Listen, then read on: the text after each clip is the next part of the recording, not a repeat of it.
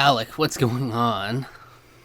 Oh, just chilling, getting in the holiday spirit, enjoying some cold weather. Finally getting to us here, and Very, finally very feels seasonal. seasonal. Yes. Yeah. So, in case you didn't know, last week we started our little season of giving here, where each of us have two movies that the other person is gonna watch that hasn't seen them before. Mm-hmm. Last week it was The Princess Bride I hadn't seen that you were gifting to me to watch, Mm-hmm. Mm-hmm. and this week is The Hateful Eight, which you hadn't seen. No, I hadn't. Um, and it'll be something to talk about for sure. It will certainly be something to talk about. That's for sure. It's not one that was nostalgic like it was for Yeah. yours. It was just one I had seen for the first time like last year or the year Mm-hmm. before. But I really love it. Obviously, I mean it's Yeah. gonna be obvious each week is gonna be a movie that one of us loves going into Yeah. it. So, Yeah. but what are your thoughts? First Uh, impressions. I loved this movie.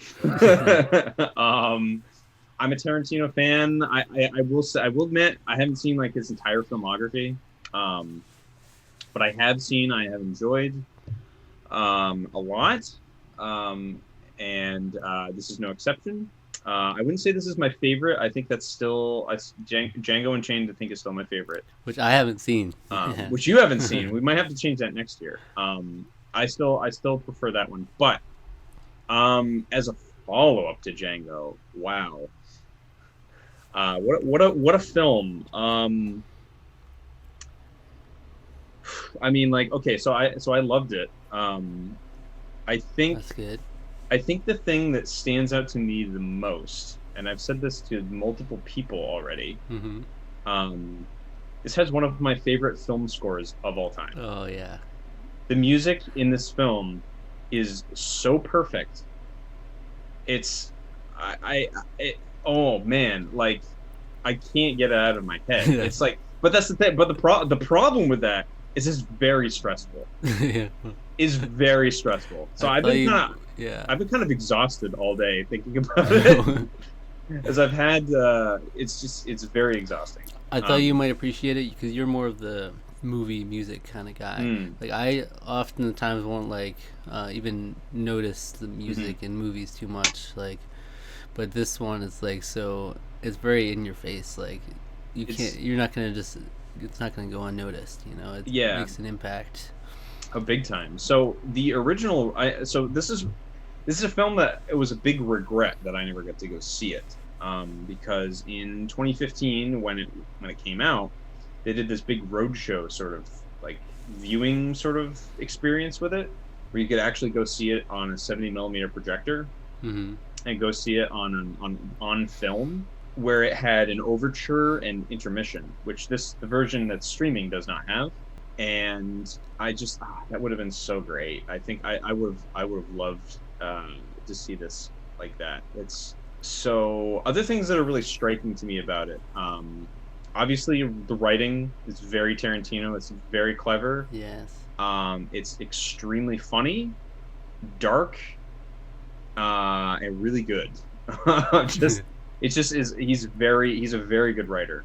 So a huge standout with that as well. So the way this film was shot, in addition to that, is something that I instantly fell in love with, because so this was filmed in a kind of a rare film stock style. The Panavision Super Panavision 70. I did a little research on this. So Super Panavision 70 was not uh, widely used. Panavision used a different sort of type of stock for this kind of epic sort of. The format is typically used for something for like huge epic dramas or like war films, where it's super wide, so it's the aspect ratio is very slimmed down. You have this massive field of vision, and what's so fascinating about this film is that all of it takes place, like 90% of this movie takes place in a cabin. So Mm-hmm. it's not a huge epic like sweeping thing. And there are gorgeous landscape shots in this, but most of the movie takes place in very intimate. So you're super up close with all the characters. You're really getting in their faces, and it's just very much like the music. It's very in your face. It's very intimate, very personal, and to have this all sort of because this is basically just a glorified stage play. Mm-hmm. It's basically what Yeah, this yeah. is, and it's so interesting. I absolutely love the technique because that's he's basically breaking a rule of film. Like you shouldn't use something like that. That's not a typical thing, but he can get away with doing whatever he wants, kind of, Right, like, because it's yeah. all the style. So anyway, He, I've kind of been gushing so far, but like I'd like to hear like why you really like this movie and why you sort of suggested it. yeah, it's great. Like, you can definitely tell. Well, it's like the Tarantino stamp is there for sure. It's like Mm. great dialogue, and he's got his own unique style and everything. It's Extremely also, violent. yeah, violent, but it's also just like unlike almost any movie I've seen, really. Like, Mm. even with that Tarantino style, it's like the fact that, yeah, it is so focused on the dialogue, and it is these, like, the first couple chapters are just in the stagecoach, Hmm. and then the rest of it's just in this cabin. It's like, if you look at it on paper, it's like very little is happening for most of the movie. It's just like characters sitting in this spot, and then characters in this house. It does But not then, feel like it's 3 hours long, though. yeah, It does not feel like it's that long. That's how captivating it is. That's how well it like sweeps you through. so engaging. Yeah, Yeah. like you're literally just watching conversations, just like a bunch of long conversations take place, and you're not like, okay, let's get something going here. You're just into it. Yeah. And I think Samuel Jackson, Kurt Russell, standouts. Amazing. Really a stellar cast just in general. I Yeah, think I think all of they're all compelling and they're all awful. the Hateful Eight right The there. Hateful So we got Eight. You're right there. so the eight are Major Marquis Warren, that's Samuel Jackson, and you got John Ruth, the Hangman, Kurt Hmm. Russell. Those are my two standouts. I mean, they're meant to be, I guess, the leads, but The they only stand out to me the most. Yeah, I think the only I will say the sheriff Oh yeah, Chris Mannix. Mannix.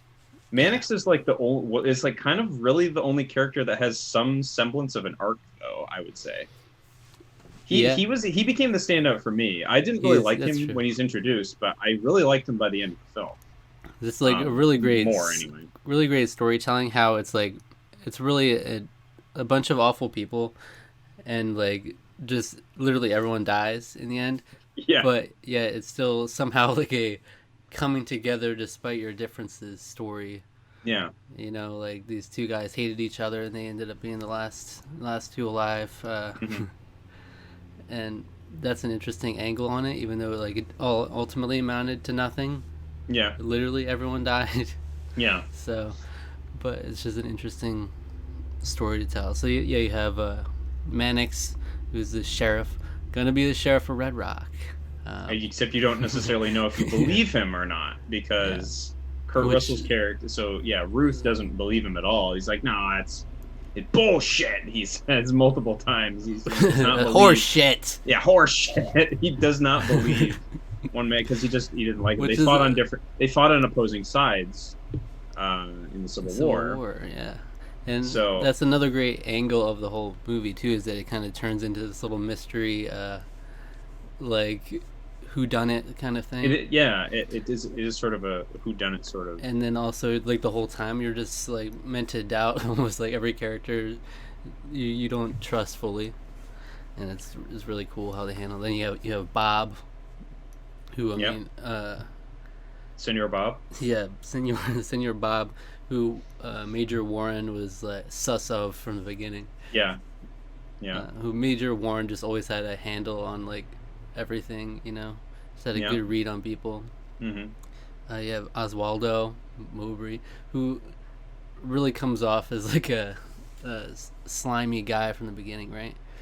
Like he's like such a so eccentric, and like and he how he yeah presents himself. I'm like, okay, this guy isn't just a normal guy, right? yeah, it's like something's off because of how he's almost like too thrilled to see these people in a way, you know? It's like something's going on Yeah. there. Something's off about that. So you're suspicious about this guy. Yeah.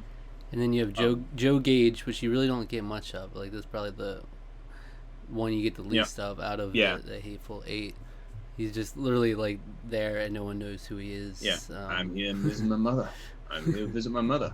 Yeah. Outside Red Rock. She live in Red Rock? Oh, about 7 miles outside. It's like, okay. So he's apparently there. So yeah, so they come across each other. So the movie opens with Ruth with Donahue.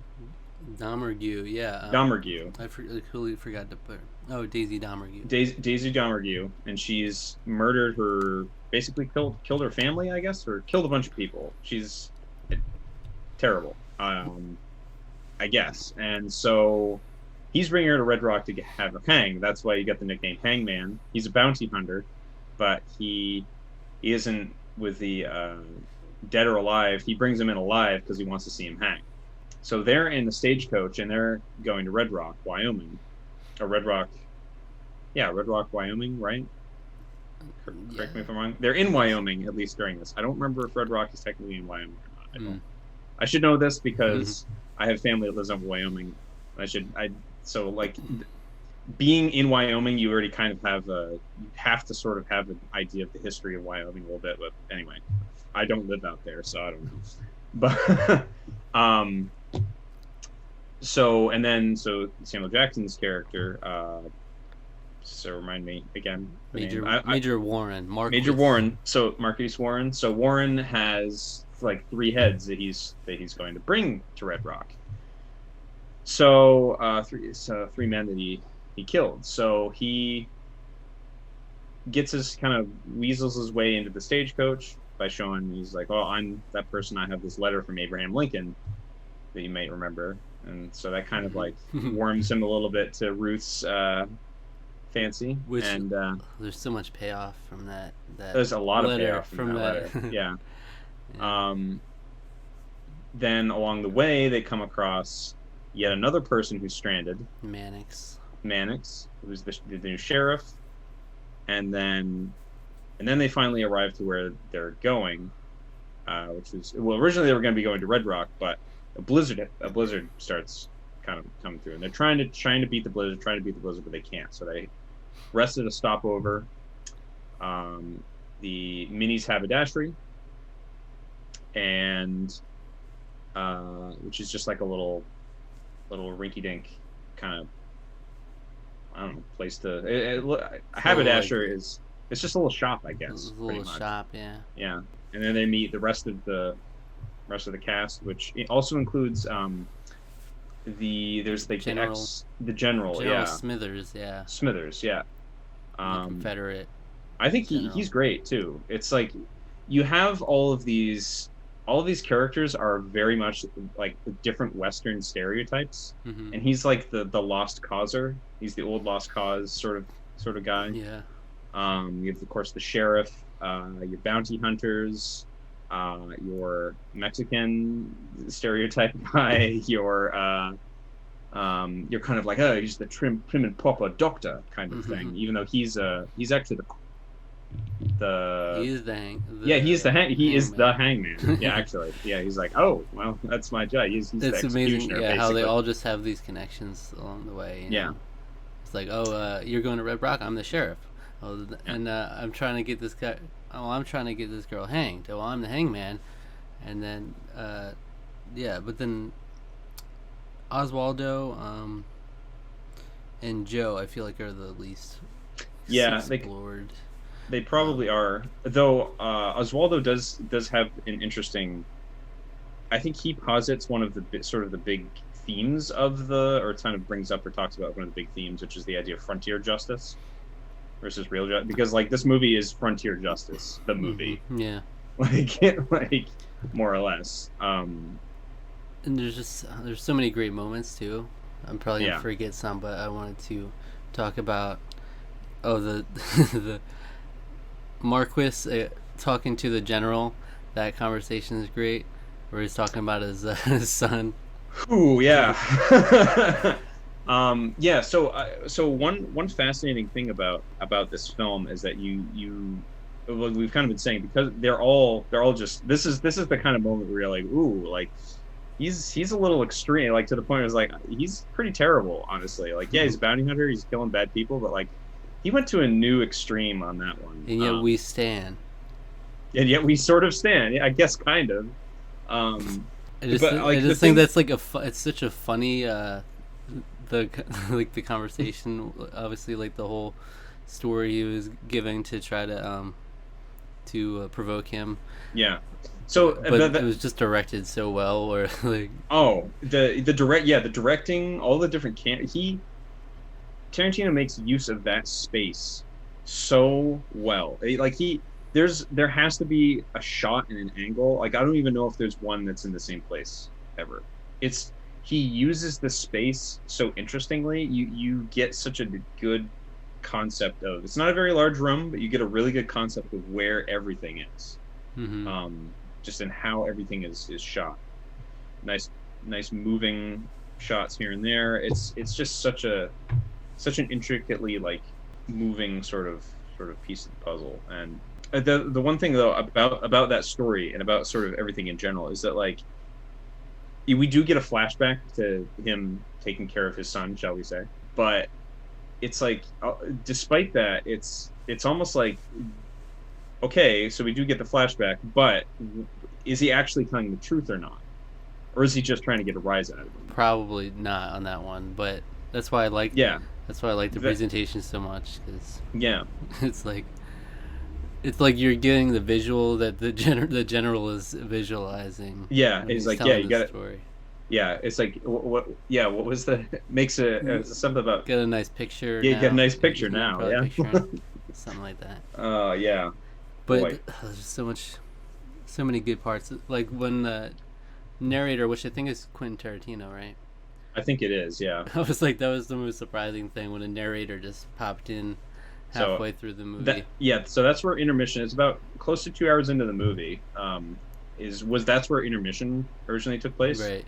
So that's why it comes like, so when we last left our, Yeah. it's like, but we didn't see, so someone poisoned the coffee. So that's like the super whodunit sequence, but that's when the super violent poison.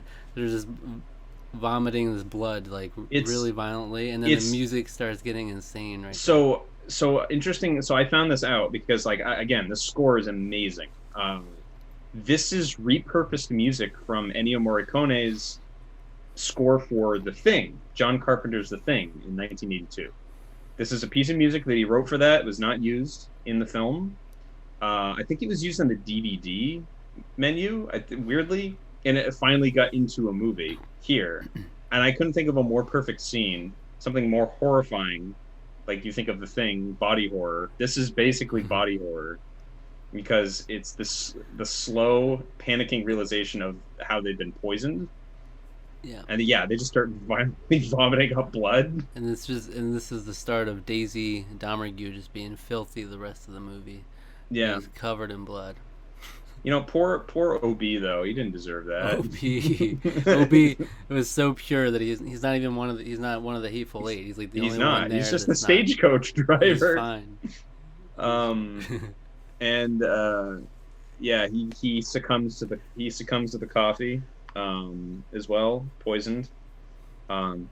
Yeah, what that scene is actually, so, like, when it comes to Tarantino, I like to quote one of his famous interviews where someone was asking him, why do you have to make your film so violent? And he said, because it's fun, Jan.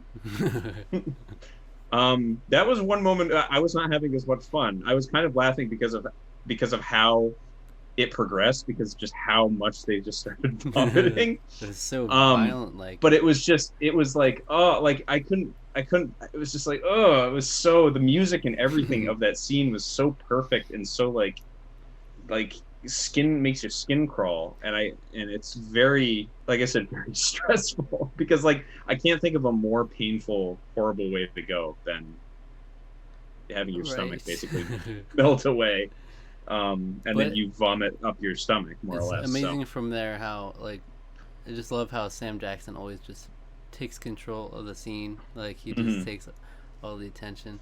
By the way, he's like 65 when he did this movie. I think that's Unbelievable. crazy. He's yeah. He has like several modes. Everyone knows the like the loud, boisterous, like Say what crazy again? Sam. Yeah, Sam Jackson. But I think he he can get like sort of in that vein in this movie. But he's very like he plays such a cool, collected guy through most of this Mm-hmm. film that it's Samuel L. Jackson. He's just a great actor. Like he Yeah. just absolutely sells this character. So Mm-hmm. from the poisoning, Mannix was going to be drinking. Was like almost drank it, but then when he saw all the like horrible spewing everywhere, he like threw it on the ground. And from then it was when Warren knew, okay, well you can't be you. You're the one that poisoned it because you almost died from it. So that was kind of like a coming together of their two characters. Uh, Mannix hated Warren. He's basically a racist, Mm-hmm. basically.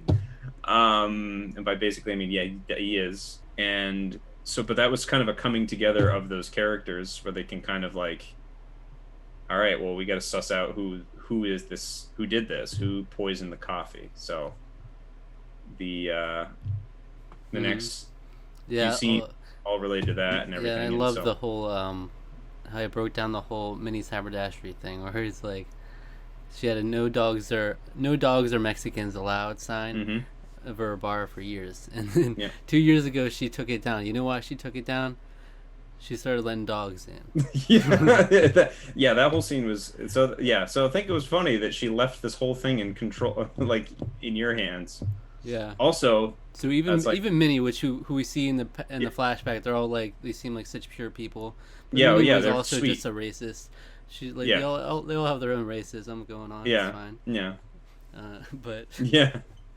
So that flashback scene, I was not expecting. There's Channing Tatum's Channing just Tatum, yeah, randomly in this movie, key and I was figure. like, what a surprise! Yeah, he's a key figure. So he turns out, Jody Domergue. yeah, he's Daisy Domergue's brother, and he is the leader of a gang, and they took control of the haberdashery as in an attempt to spring Daisy. But with the blizzard, they weren't expecting a blizzard, so they Yeah, all kind of had to improvise from that because they were all going to be spending more time there. it So was almost like a heist moment where it was mm. like when he shot up through when he shot Warren right in the Oh, and the right nutsack. in the dingus. That was. Uh, I was like, oh no! it I was like, was oh crazy. no! That's one Almost way to. it was almost poetic though. Yeah, That he got shot in the dingus, almost poetic, very but poetic. but like from there it was almost like the heist moment where it was like, okay, let's go back and see how he got down to begin with, because it was just randomly from it just started going underground into the basement, Yeah. and it was like, oh wow, turned the whole thing So on its head. so this is a thing. So I know Tarantino likes playing with. He doesn't have Non-linear. yeah, non-linear. He loves that kind of storytelling. That's what makes Pulp Oh Fiction. yeah. But there's actually one part where it's like I don't know if this necessarily I don't know, it just didn't quite work for me as well Mm. as some of the other times he's done stuff like that. I don't know if he needed to if some of those details maybe needed to have been hinted at earlier in the film, maybe to be cutting back and forth between what was happening before and what was now. Mm. Um, it works the way it's presented. Like, don't get me wrong. I just don't necessarily think it was as effective for Yeah, me as some of the other times that he has, because it does sort of like pause right at the climax I more or would less. agree. It's almost like that he treated that like it was the end of the movie, like when he got shot in the cojones. That was the end Yeah, of the movie, and then it was like an epilogue portion almost, where yeah, it did the flashback. But then it was like, yeah, oh no, we're gonna continue here. yeah. Final So this is the chapter. real Yeah, end. So it yeah, was kind of weird with the pacing, but I got what they were going for. But yeah, the whole flashback where everyone's just all all pure, all the mini haberdashery people. They're Yep, all just happy and until they just kill everybody. They just shoot up the whole place, including that poor guy who went and hid on the little shed. seemed excessive. Seemed a Yeah. little bit much to do all Um. that. So. Oh, and they had the nice slow mo sequence when he got shot Oh yeah. in the nuts as well. Yeah. That was interesting. And Yeah. then they used it a couple more times when They used it Sam one of the Jackson was just talking. It was That so time weird. was that that made me die. I loved that so much. It was, It was like, just when he was talking, and then Yeah. Maddox was just normal. yeah. It was It was Yeah. yeah, that was very funny. So I will say, probably one of the most satisfying kills for me was when it was Channing Tatum's when he gets up and he's just like saying like, hey, I'm here, Daisy, and then they're just like kind of talking, and then his head just explodes. right And I was on like, to her. yeah. She got more blood right there. And she was in like, the face. what? He was giving up. And he's like, yeah, well, he was taking too long. So I did it for him. Yeah. So I did it for him. And I was like, oh man, that's horrible. But Well, it it's was like one of those moments where it's like, yeah, they're all horrible in their own way, but it's like you're Mhm. obviously rooting for Warren and Mannix. Mhm. So it's like don't want something to go wrong, and they end up, this Daisy Domergue gets out somehow. So Mhm. you're just hoping, like, at this point, just like kill everybody. It's like, it's Yeah. fine, just just kill them. Yeah. Oh yeah. The corpse Don't count take a is risk. very high at this point. Everyone's dead on the floor in the haberdasher. And then they just end up hanging Daisy. They're like, Yep. we're gonna die. There's no avoiding that. So, but we can decide how she's gonna die. So, and for John Ruth, we'll do this. John Ruth. We'll do it for Ruth. That's right. Yeah. So, Um, so this is an actual movie where you can be like, yeah, spoilers. Everyone dies in the end. Yeah. It's really made by the dialogue is pretty much the whole movie rests Yeah. kind of its hat on the dialogue, and it's so good and it's so snappy. It's everything Tarantino it stands for as a director and as a writer. So much so that it just works totally. I love the commentary on there's just little bits and pieces you get of the time period. It's post-war. You got, like I said, the sort of the lost causers. You've got kind of the still sort of prejudice even from the North with blacks. Mm-hmm. You've got there's just a lot of different interesting layers with the character dynamics, and and it all comes to a head in a violent bloodbath. Yeah, the Civil War is surprisingly like a really good infrastructure for the movie, and like Yeah. it really just to weave it through everything. It works well. Like this kind of movie could just theoretically be done in almost any setting or any Yeah. time period, but they just chose to be Yeah. Civil War times, and it works. So I looked up again. Because I loved this movie. So I looked up some stuff about it, some interviews and things.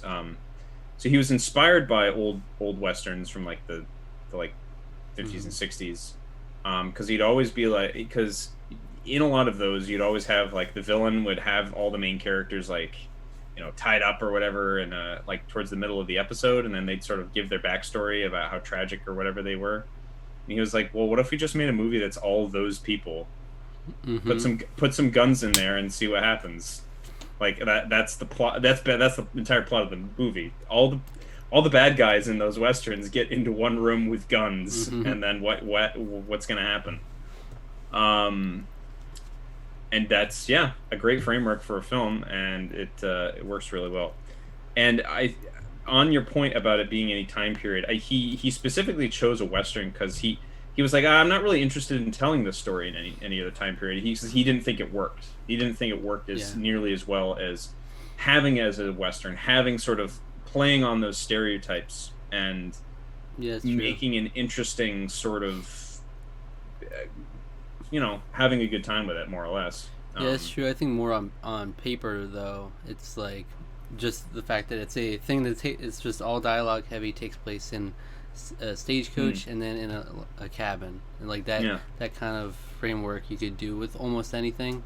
But the fact that you use the Civil War times and like the harsh blizzard really works well Yeah. with it. You know. Reconstruction era is not one of my favorite time periods of studying history. Not just because it's there's not interesting things happening, but because it's kind of depressing. Yeah.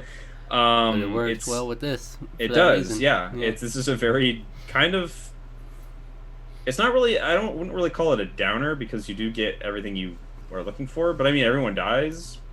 I think to me that again that movie ends with a reading of that Lincoln letter. Like you said, that keeps kind of coming up over and over again, and I think is that is kind of the crux of the character development. I think of the film, and I think that that's where those two characters come together at the Mhm. very end, and yeah, It's like it is the hateful eight, so they're all like awful in their own way, but yeah. Oh, they're wicked. They're and wicked people. with that, it's not like someone got a full redemption arc or anything. You know, Mm-mm. it's not like Mannix in the end. It's like, oh, I love Mannix now. No, it's like no, he was a racist. He was He's still terrible, racist. horrible person. Yeah, He's, he's not like, oh, I love you now. I love black people now. yeah. No, I've changed my ways. nothing like that because that also wouldn't make sense. It'd be weird. So it's just hateful, hateful to the end. Yeah, yeah, um, yeah. I mean, there's a lot here because it's so dialogue heavy. It is long. I think So we should it is long. we should just wrap so up. so do you think it was an appropriate length for the movie? Yeah, I think so. Any stage play that you would go see is about this length. Yeah. If you go see if you go see a stage play, it would take about this long to perform. Yeah, this is an absolute appropriate length for that. The fact that it was broken up into chapters is interesting too. You know, there's not a lot of movies that are like that. Yeah. Yeah, I think he had envisioned this actually as a sequel to Django Unchained at one point. Yeah, I As a did hear book. that. He was writing it as a book, but it just wasn't really coming together and then it Warren you know, who Warren because Warren was originally Django, but it's like didn't really that character is not Warren, doesn't fit sort of that character at all. So he's just sort of kind of readapted it and turned it into something entirely different. Yeah, I think it was because it's interesting because Django Unchained is like a pastiche film of blaxploitation, whereas this is more a pastiche on westerns, on like serialized TV westerns. It's he's such an interesting filmmaker. Because like I don't think I would necessarily consider he doesn't necessarily make like high art. He makes films that would otherwise be schlock artistic, Yeah. and like that to me is a hot take, but you know, artistic filmmakers can be kind of a dime a dozen. He's somebody who clearly cares about the craft of filmmaking, the art of filmmaking. That while his movies are appeal to sort of a kind of a sort of lowbrow demographic, they are highbrow in everything else. Very execution, basically everything, even dialogue. Even though he can, you know, they're violent, they're vulgar, they can be kind of childish sometimes with the humor, but like he nails it that these weird extremes blend and make this awesome, strange, unique film experience that's just like you can't really match it. It's definitely not for everybody. I will absolutely give it that though. Yeah. So what score would you give it out of 10? I'll give this a 9 out of 10. I really like this film a lot. I think we talked about the kind of the one major flaw. It's not even major. Yeah, kind of the weird time jump thing was a little odd to me. But I mean, it's excellent film. Very very worthy to hold the title of the eighth Quentin Tarantino film. Yeah. So it's yeah, it worked really well. I really enjoyed it quite a lot. So yeah. I think I'll also go with a 9. I definitely wouldn't go any lower than a 9. No. But it's tough. I would consider giving it a 9.5 for sure. But I'm not sure. I think Pulp Fiction is great, but I almost think I prefer this now. I will agree with you. I honestly agree with you. I think Pulp Fiction is basically created a genre of film, and it's great. But it's like it's almost too much of a. I know I famously on a podcast was incredulous because people who were younger than me had never seen Pulp Fiction, and I was like, okay, well, or never. Maybe they. I don't know if it was hadn't seen it or hadn't even heard of it. I don't. It was something like that. I don't know. It was back in the day, a while ago now, but and Pulp Fiction's great, but I mean, I think it's it can be like a little too. It's too like.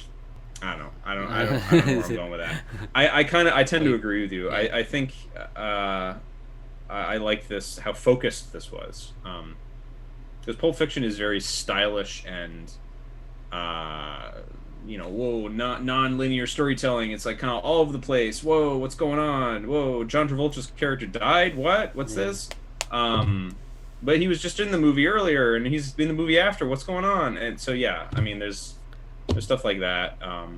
So it's great. It's excellent. It's a good film to watch. Highly recommend it. But I think I agree with you because this focused, looking into a stage play, but still very stylish in its own way, is just some of the most engaging dialogue ever. I mean, for sure. Yeah. Some of the most. Oh yeah. Like. Yeah, you hang on all the characters. Rarely a movie where you can just watch like characters talk for such a long amount of time with not much happening for a while. Dare I compare it to 12 Angry Men in that regard? Yeah. Which is a yeah. So that's a Tarqaron score of 9 out of 10 there. Yeah. All right. So it will it's be not really a Christmas movie. Very snowy though. It is. So that was something I was going to mention earlier. I've had a recent awakening. By awakening, I mean like a lot of stuff. I've been like really like into snow landscapes in my games and my other stuff. You have a snow awakening, and this is great. This is just it's fit really right in there, fitting your snow aesthetic. Yeah, it really did. I was like, man, this blizzard thing, all these gorgeous snowy landscapes. Yeah, it gave you the chills. Oh yeah. Oh, I was bundled up. I had to. Ooh, it's chilly. I got the. Well, I was gonna say it would be interesting if we looked at Pulp Fiction for review. I don't even know what score I would give it. I think it would be interesting to revisit sometime. I would like to do that actually. It's been a little bit since I've seen it, so. All right, so that's it. Yeah, that is it. Is there a video you would recommend our viewers watch after watching this one?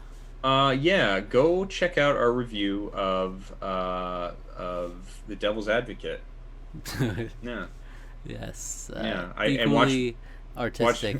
Equally artistic, equally compelling. Watch me give it way too high of a score. Yeah, well, it's cemented in history forever. We all make mistakes, and that was mine. I like it was basically the day after. I was like, why did I give it that score? I was just like, See, I can rest easy with a 9 out of 10 for a Hateful 8. Same. Yeah, I'd love to. I'd be like, yeah, maybe I should give it a 9.5. Yeah. Yeah, no, I can too. This is definitely a movie I want to watch again. Not anytime soon because again, it can be a very stressful movie watching experience. That score, 10 out of 10 for the score. It finally won Ennio Morricone, rest in peace. He died earlier this year actually, but it finally gave him an Oscar for best original score.